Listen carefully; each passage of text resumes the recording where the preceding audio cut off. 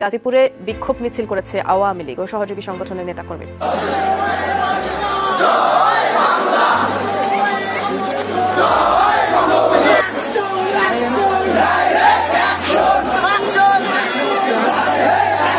শেখ হাসিনার আহ্বানে ফেব্রুয়ারি মাসেই সারা দেশ জুড়ে চলছে আওয়ামী লীগ ও ছাত্রলীগের বিক্ষোভ। অবশেষে বঙ্গবন্ধুর স্মৃতি বিজড়িত ধানমন্ডি ৩২ ভাঙার প্রতিবাদে গাজীপুরে আওয়ামী লীগের স্মরণকালের বিশাল বিক্ষোভ মিছিল।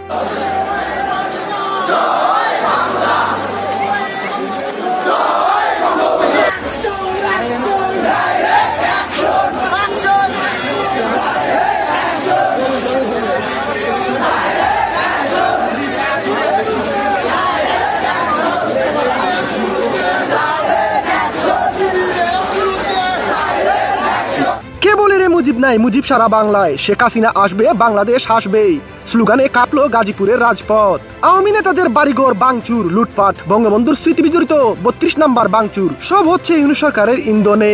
নেতাকর্মীরা বলেন, অবৈধ ইউনূস সরকারের পতন না হওয়া পর্যন্ত এমন আন্দোলন অব্যাহত থাকবে বলেও তারা জানান।